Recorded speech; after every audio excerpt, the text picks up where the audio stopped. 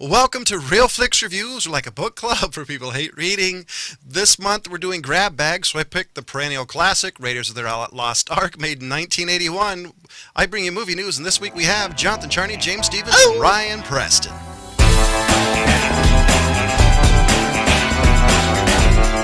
So here's the description of the Raiders of the Lost Ark in 1981.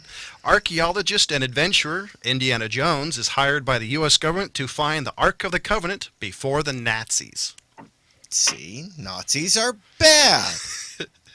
Die. And this has Harrison Ford, Karen Allen, Gimli, son of Gloin, John Rice Davies.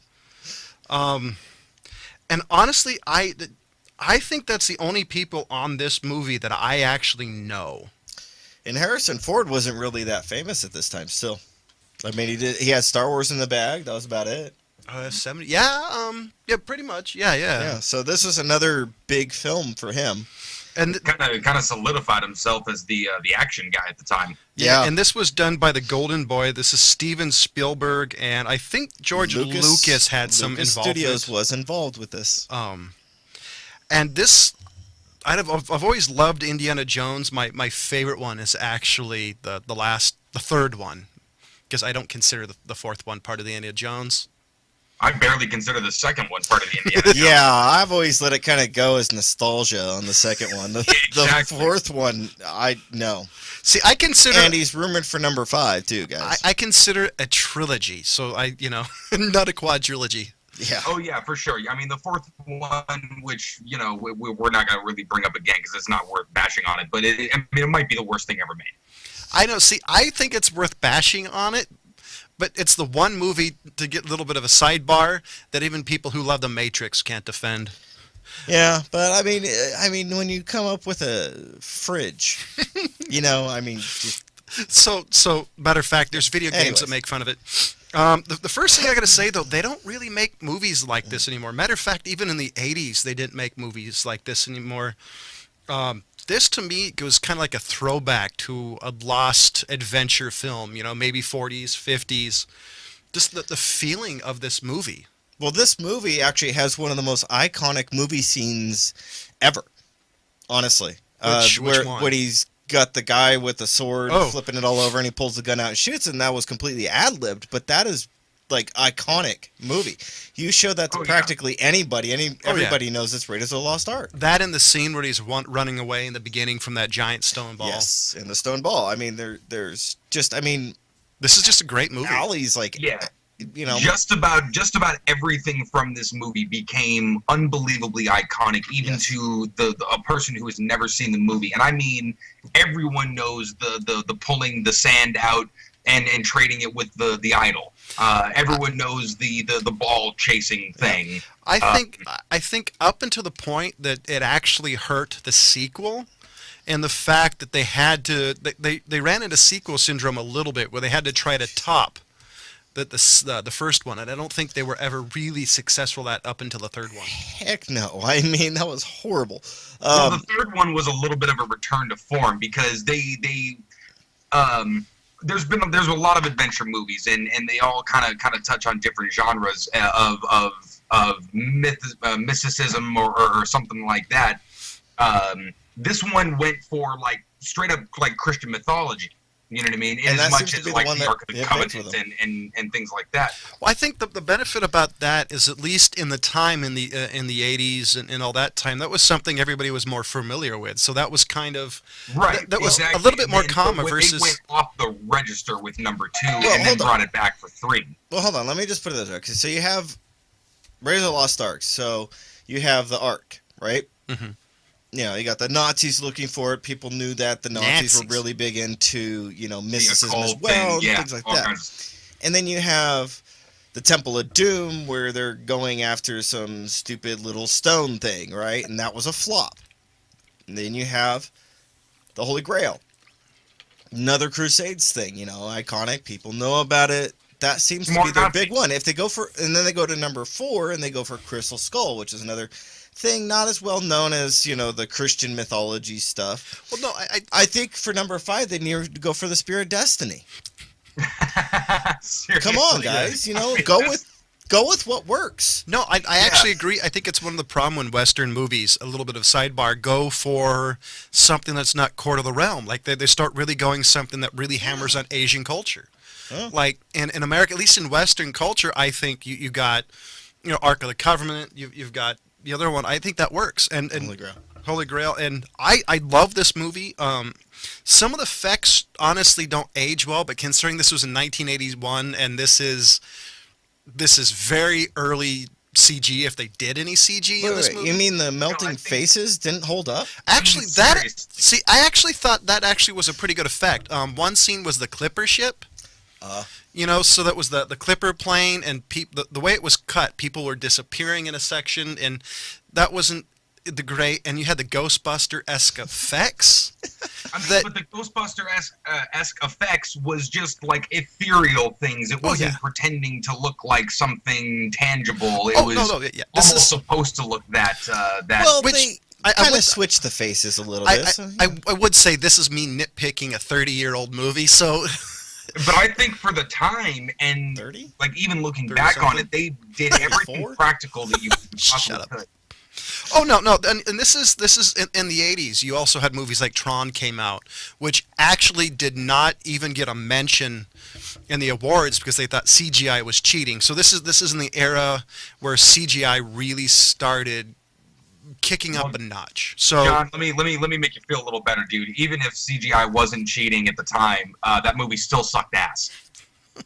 It's definitely a movie you have to like. I mean, it's kind of like drinking beer. It's an acquired taste. Yeah, you have to watch it multiple times until your taste buds die. No, that's Labyrinth. So I mean, I love everything about this movie. Even they're flying over the seas when they did the map effect. Yeah, I thought that was a fun thing. I always liked that in John Rhys Davies' character. Who is just a goofy character. He starts singing. Was it Sullivan and? Yeah. I forgot the musical. I know what you're talking about. Yeah. But I don't know. This movie is just a great old fashioned action adventure movie.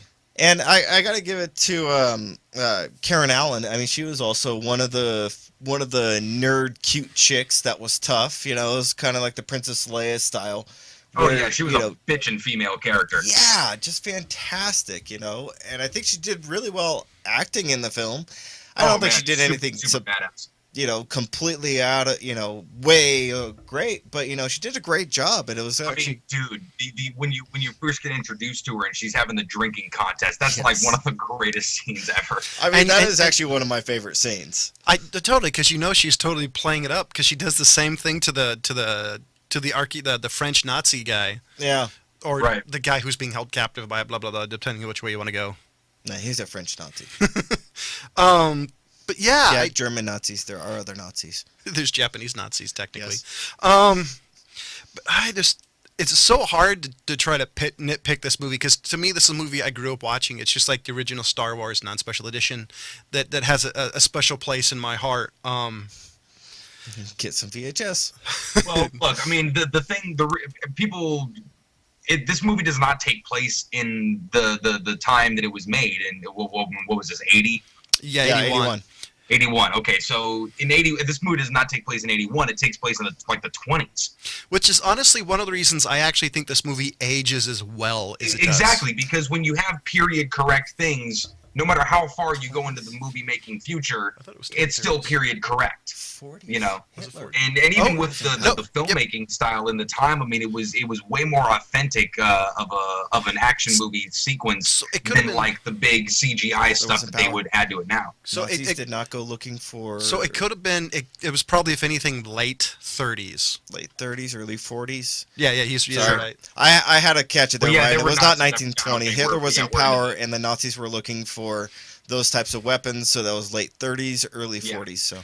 And I guess my mistake. You're right. And the other thing, I guess everybody's kind of a stereotypical character. Even Harrison Ford, to some degree, is kind of actually, I kind of think maybe the founding archetype, at least in the latter half of the 20th century, of the archaeologist adventurer. I know there were more back in the day. There were, and he was actually the Indiana Jones character was actually based off of two archaeologists. I forget their names, but from what I understand. Steven Spielberg and George Lucas were hanging out in Hawaii and talking about the archaeologists that they admired, and they came up with this character. That's what I heard in a documentary. Don't know if it's completely legit. Didn't come from their mouth, but they were saying that, there was actually that they were basing it off of real archaeologists that were actually going out, and I think one of them was one of the Mayan guys that went down and discovered a lot of Mayan ruins. Because I mean, even the bad guy archaeologist is kind of the he's smart but lazy, so he follows indie style architect. You had the traditional evil Nazi who just wanted to hurt people. I still like his coat hanger. That thing is cool. I'm trying to think. The one scene, I guess the ending scene was the scene I always loved. The face melting scene. Even as a kid, I was like, that's awesome. I actually kind of thought it was funny because they stick the box in a Warehouse 13 type of thing. Oh yeah, the TV show type thing where they just stick it in there with everything else and it burns off the Nazi symbol. I always thought that was kind of cool.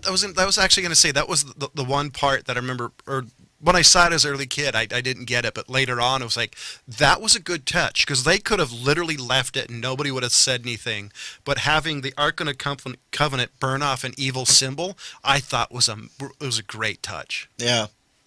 What do you think, Ryan? Yeah, I thought. Oh yeah, I mean, and it's those little things that they kind of pay attention to. I mean, as much as Steven Spielberg is known for these really big scope, amazing, epic stories, I mean, the attention to detail, especially, I mean, this was the story and writing credits are all from George Lucas and Lawrence Kasdan. Lawrence Kasdan wrote Empire and Jedi, or at least I think he wrote Jedi. I know he wrote Empire. So according to this, he did. Let's see. Wow, he's actually done a number of stuff. Oh, dude, yeah, he's wow, really famous. Wow, so according to this, he's a screenwriter for Paradise Lost, Stay Close, Robotech cartoon, Star Wars, Emperor Strikes Back, Raiders of the Lost Ark, Body Heat, Return of the Jedi, Big Chill. So he's done a lot of stuff, up and including, it looks like he was also involved in the latest Star Wars, Force Awakens. He wrote most of that damn movie, which is why it was so good. Yeah. He's really well known. So was there any part of the movie that you didn't, I don't know, that you didn't like? Because that was the one question I since I watched it, like I was trying to say, is there anything that really stood out to me as just not liking? And I was actually having a hard time picking anything. I don't think there's really anything in this film that I don't like. No, I mean, I even like the scene where he comes out and they go over to the plane, and the big Nazi guy comes down and kind of like, hey, come on, I want to fight. That scene, I mean, there's just a lot of fun in this film. Like, even the snakes. I hate snakes. Why does it have to be snakes? Asp. Very dangerous. I mean, I could nitpick. I love that. The flying wing is actually a scene I could nitpick. There's a few things. The what? The flying wing was a very unstable aircraft. Oh. Jeez. Like I said, I could nitpick. Another favorite scene of mine. But they didn't do anything with it. It didn't really fly a lot. Like I said, I could nitpick. I don't like that they chose that Nazi plane. Right. Pick another Nazi plane. Well, I don't know if they actually had it. It was an American plane. But like I said, I can nitpick. Actually, one of my favorite scenes, my all-time favorite scene, just recently was the scene they're in that restaurant and Harrison Ford says, "Let's die together. I have nothing else." Yeah. And he points a gun, and all of a sudden, all the other guys just go. He's like, "Whoa!" And those kids come running to his rescue. Better than the Marines. There's a lot of comedy for this movie, and it's not over the top comedy. It's the perfect pairing with an action scene, or I think it tones. I think it keeps the tone perfect. It's a light movie. It's not one of these movies you have to slog through. I've got 2 words for you: no ticket. I mean, come on. That's the timing of that shit. The comedy was organic, which is what we always talk about with these kinds of movies. If it's not just a jokey joke movie, the comedy has to come from an organic place. Yes. You know, and this movie, I mean, in my opinion, seriously, everybody's trying to do this movie. Anytime somebody makes an adventure movie, they're trying to make this movie. You know, this is the benchmark, and it has been for 30 years. And unfortunately, that's one of the reasons I you know, as I said, this has become an archetype, because everybody's trying to be the new indie, and every movie since then that tries to copy that, you're like, ugh. Yeah. I would even say, what was his name? Sheila LaBeouf. You're not indie. Matter of fact, I would even say The Mummy with Brendan Fraser in some degrees took inspiration for the character from Indiana Jones. I would say that's exactly what it did. I mean, it and the idea of the archaeologist, you know, from back in the day when all this technology wouldn't have helped the adventure. See, that's the time period for these adventure movies is so perfect. Oh yeah, because you have the perfect technology to get you so far, but then you're still riding horses to get to certain places. And you don't have, you know, ground penetrating radar to look for shit. And I would also say what they know is also the greatest era for, like, knowledge wise, that like where the mysticism and stuff people believe, it's the perfect breeding ground for perfect story. Like, you could never have that now in modern days, because you'd have somebody say, well, that didn't happen because this and that, and just you would explain away the movie, which one of the reasons I think modern movies sucks, because it's really easy to do. There was things back then, you know, especially in the 20s, 30s, and 40s, you know, like the mystery of the Orient kind of thing. Yes. You know what I mean? Like, where it's like this unknown culture where you would only see it in movies. I mean, how Indian people were portrayed in movies up until like the 90s. You know. Yeah. And I meant Indians, and like 2015 and 2015 to some Adam Sandler movies. Right. Oh man, it's really hard to say anything negative about this movie. I could literally just sit here and talk about favorite scenes, and we could probably just talk about the whole movie. One thing I got to say, it was a great touch, and I didn't use it a lot in this movie, was the whip.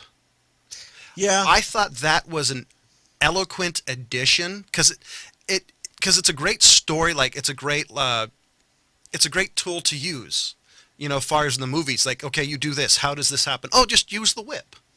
You know, I would think the one thing, if you're nitpicking scenes, when he's going underneath the car, that was a really well-made pair of pants and jacket, I just gotta say. Yeah. Sure. But, you know, that would be it. And it was asbestos. The one thing I always thought was, like, how did he ever get the whip back? I mean, hopefully it stayed on the truck. I'm assuming he just bought, like, a lot of them, because he left it in the beginning of the movie, and he lost it there. I'm pretty sure just somewhere he had a drawer full of whips. Exactly. And the fact that he only had one revolver. That kind of. Oh, I love the fact during the middle of the movie he switched to a 1911 on the pirate ship. Yeah. And I'm thinking, what took you so long? The 1911 came out 30 years after when this movie was supposed to take place. I mean, you got all those guys. I mean, you know, he was from back in the day. Those old-fashioned wheel guns were way more reliable to them. You know, 45's got a pretty historic jamming problem. Yeah.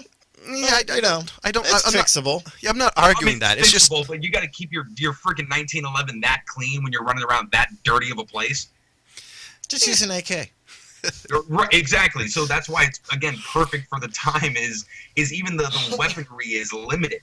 You know, you don't have like Desert Eagles that you're running around with, or big giant scopes with reflex sights. Which, by the way, nobody's ever, except in movies, carrying around a Desert Eagle. That is. I mean, you know what I'm saying. I mean, you're Israeli. I don't give even them out like candy. I don't even see Israelis shoulder holstering like a 19, like a Desert Eagle. I mean, like a Glock 19, for example. I mean, arguably the most reliable pistol ever. You don't have that. You got like an old fashioned 6-shooter. Yeah. You got 6 shots. Make them count. And I think part of that and I think part of that, honestly, is the mystique of the age, like you're saying, Ryan, and this character. Like, he's an archaeologist, so he's obviously not using the latest and greatest, which adds to the mystique. One of the reasons for the whip, even the hat, I think, even adds to the kind of, this guy's not the hippest guy in the room. Well, the hat was just, kind of like, I mean, obviously they explained it pretty much as like the beginning of his archaeology career. You know, in the Holy Grail. Yeah. Like if they tell you. Oh, that's right. That was in Holy Grail that they did that. Yeah, the whole opening scene with young Indiana. Yeah. Don't put that in with Crystal Skull. That is not canon. I would also say I don't know if you're our age, you know the TV series Young Indiana Jones. I don't know how canon it is, but it's a great series. I wouldn't say it's canon. Part of it, but you know what? It's lore. The only I would say Indiana Jones has lore. There's really no canon to it. Pretty much. Yeah, I'd kind of hope it would be at least a little bit. Well, he's named after the dog. That's not his real name, though. I know. Jeez. Crap. He just looked at the time. Yeah. So Ryan, what do you give this movie? 5. I mean, they're like I said. I mean, everyone's playing for second. Yeah, I agree. 5. There's no question that this one is a 5. No, crap. This is rare. 5. Yeah. Like we said, like Ryan's pointed out, is that everybody's chasing to be Indiana Jones, and nobody really is Indiana Jones except for Harrison Ford. This is definitely a 5 out of 5, and I think the rare thing is this is a perfect movie. Yeah, seriously, you can show this to your kids in 25 years, and when they're 6 years old, and they're gonna love it just as much as we did. Yeah. And it's the best thing. It's not like modern movies who, to be hip, they're hyper violent or have to have sex. This is quality storytyping with somewhat stereotypical characters, and it's still an amazing movie.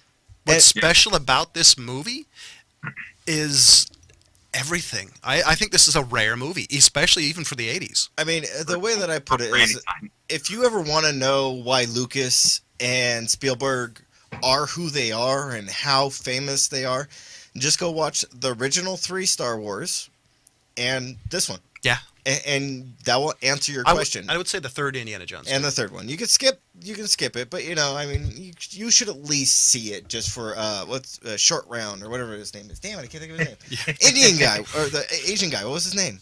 You're asking the wrong guy. Short Round. Short Round? What's the Short Round? Yeah. Okay, I'd say watch the 3rd one specifically for Harrison Ford and Sean Connery's interaction. They are amazing. They play off each other on screen. It's amazing. It really is. Yeah, it is. Very, very few times in history does a sequel add a character like that, and it becomes like almost as good as the first one, like fresh again. Yeah. I think this one and Die Hard 3.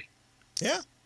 When they added Sam Jackson, him and Bruce Willis playing off each other was friggin' perfect. Yeah, that was a pretty good teaming. Yeah, I'll give you that. So and this one, adding Sean Connery was so good. It was. So I'll just let you know, we do have a Facebook page. You love us, hate us. Matter of fact, if you send us hate mail, we'll read you and most likely ridicule on the air. Or if you have something positive to say about the show, hey, send it our way. Send it our way. We'll read it on air. Also, I don't care. Donate to Old Guy Tech TV and help keep the lights on. He cares. I do, actually. I'm a sucker for this old place. Minus all the spider webs. So, in the bringing back of monster characters, Johnny Depp is going to be being involved in the Invisible Man. Wait.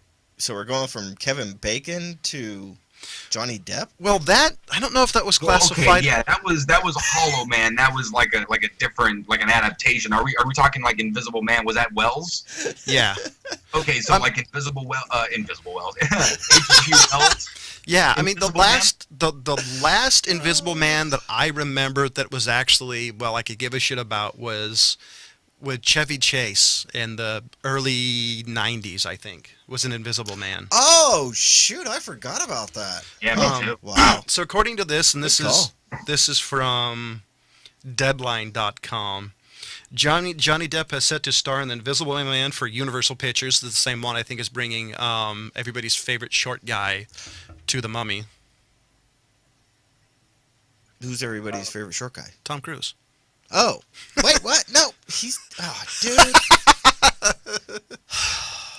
Go away. And this is part of, I guess, to reestablish the monster movie classic. So I expect to see more of these being dragged out. I'm expecting Frankenstein, Dracula. Didn't you just do Benicio del Toro as Wolfman or something like that? Yeah, but see, I don't think this was actually under under that. I'm hoping if the Invisible Man, it's going to be in the same era as Indiana Jones, because I don't think Invisible Man's going to be really good in the modern time. What do you think, Ryan? I think it's a flop.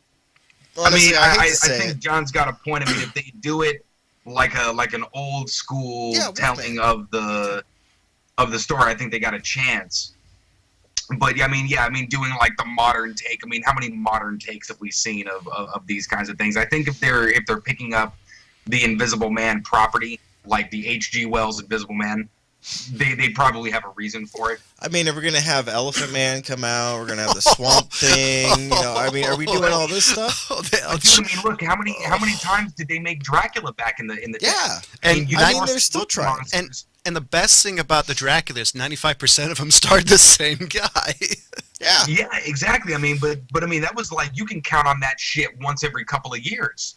See, I think this is starting to get back into the original, if like the original mythos, like it's kind of like a Dracula reset. Then I'm okay with it. You know, kind of stay with the mythos they created, an Interview with a Vampire. I thought that was great. But I mean, my point is, I mean, you're not going to get anybody to go back and watch Lon Chaney or Lon Chaney Jr. at that, or Boris Karloff or Bela Lugosi. I mean, these people are going to be lost to time. So that's the reason they made these like it's like the standards, you know what I mean? Like you get all the old Italian crooners and they all sing the same goddamn 14 songs. I mean, are we gonna have Elvira presents this stuff? I mean, that'd be Elvira. I know, come on. Jeez. What? You know what? I mean, Elvira wasn't really a racy character. She dressed skimpy, but she wasn't stupid. No, she wasn't a slut. Empowering for women. Yeah, you know, I don't see. Is a guy who's a fan of these characters, I'll watch him. But Did you watch The Wolfman with Benicio del Toro? I haven't seen it yet, actually. See, you lie. I would see it. But I'm also the same guy who would watch Bela Lugosi and Lon Chaney and. But you got something against Benicio. I mean, Mr. Mumble. I was waiting for it. I figured we've done movies in 1939, Young Mr. Lincoln. So I mean, we're kind of the choir this movies are trying to preach to. So I think the hardest thing they're going to have is trying to figure out how to make it hip in the world that has Transformers. Well, I mean is think Michael Bay or Tim Burton involved? I mean, look, a lot of H.G. Wells' stuff. I mean, you're talking Time Machine and things like that. I mean, almost needed the technology that we have now to be able to really pull them off. I mean, they tried to do Time Machine in early 2000s with Guy Pearce. Oh, the problem. I'll be honest. I actually like there's one made in '60ish that I actually really like. That's a movie I actually just don't think anybody wants to see. I actually thought I thought the newest Time Machine wasn't horrible. Yeah, no, it wasn't horrible. I like Guy Pearce for one, but he's the only reason I saw it, honestly. That movie, if it can't exist with today's technology, I mean, it should only really exist in your mind, because nothing else back in the day would have been, you know, kind of doing the story justice.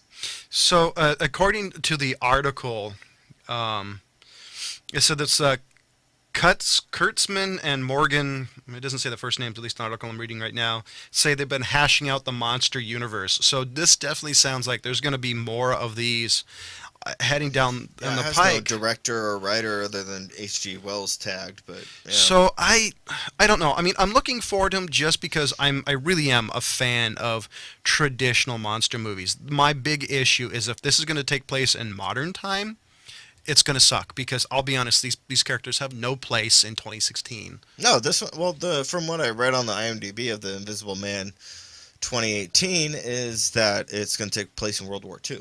See, that to me, World War II, 1940-ish or 30s or 20s, I think that's the only way these characters are going to be, honestly, even believable. He got caught in an explosion of the Nazi bell. I'm in.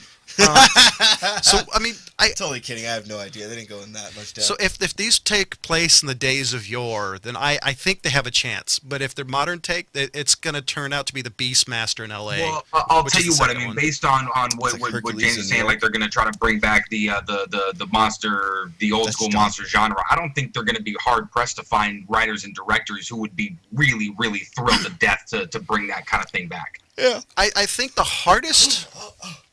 hardest part, honestly, is, are they going to do it justice? Are they going to do it good? Or is this going to be just something they're just going to churn and burn movies like Disney's going to do to Star Wars? And I got more news for you on that one. Disney CEO Bob Iger confirms Han Solo movie for 2018 is going to be released. That doesn't make me happy. Harrison Ford is dying. He's dead in the universe. Dying. Spoiler alert. I'll be honest. Who are they going to have? I mean, is this going to be like young Han Solo? Oh, no. I'm pretty sure this is going to explain him, because in the expanded universe, he was a pilot for the Emperor, and he didn't want to kill Chewbacca, and so happened. So I think it's going to explain. So happened? Yeah. He had a kid? You know what I mean. Is that what you're saying? Etc. Yada, yada, he had a kid. Etc.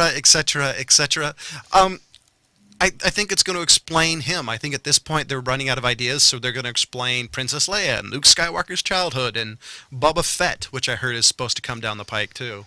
I heard Boba Fett's not supposed to be dead. So what do you think, he Ryan? Got spit out by the Rancor.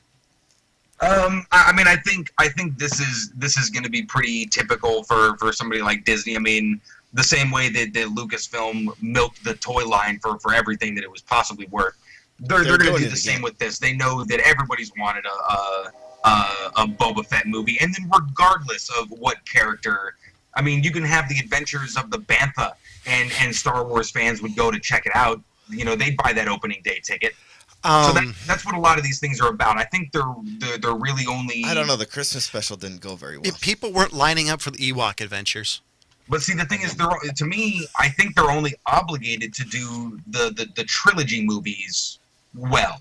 So beyond that, it's like, all right, I'll take my kids to see it or some bullshit. I'll be honest. Maybe I'm just not the world's biggest Star Wars fan, but I'm happy with the big tentpole movies being 7, 8, 9. I don't particularly want to see individual story movies about Han Solo and his brother's nephew, cousin's roommate. Wait a minute. But they're doing it with Marvel and DC. Yeah. I mean, yeah, exactly. Speaking of which, I'm excited for Deadpool. We take those pretty much on a case-by-case basis. I care less. Yeah, true. No, I don't disagree. I think probably for me it also has to do with the fact that, like pretty much everybody, Star Wars is my childhood, and I don't want to see particularly Disney destroy them. And I think unlike Marvel, I grew up with Marvel as a comic book. Comic books change every day, every week. It's like comic book is pretty much like wrestling. Watch an episode, it changes. Star Wars, to me, shouldn't freaking change, George Lucas. Apparently you can't get any of them to disagree. I don't care.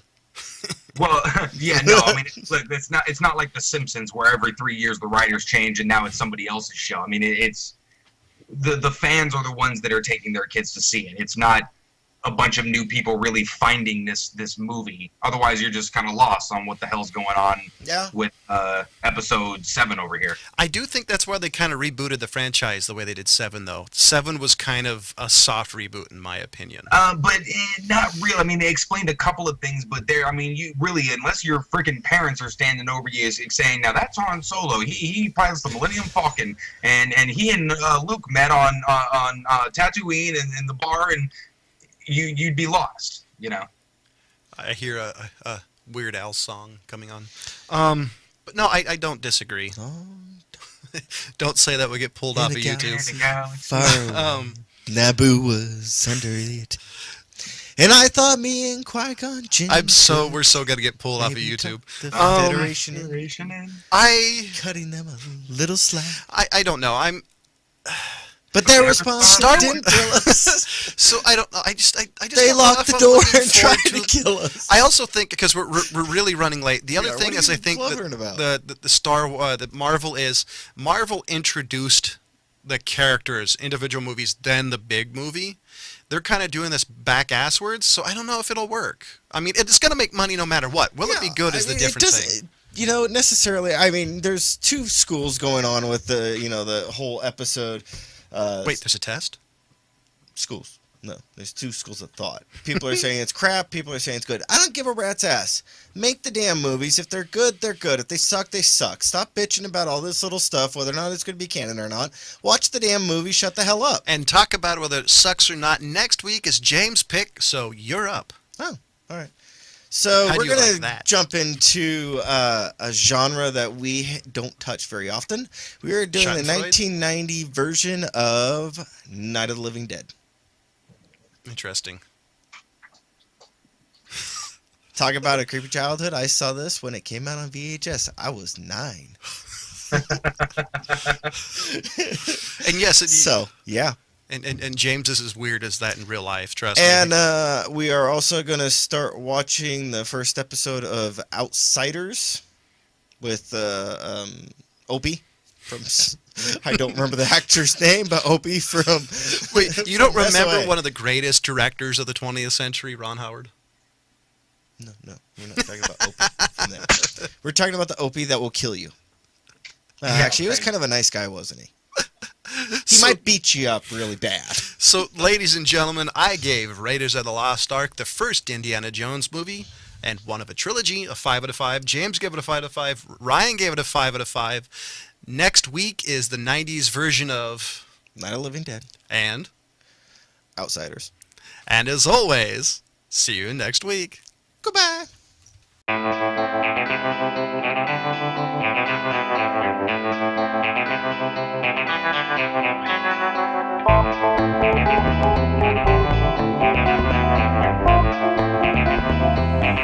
Thank you.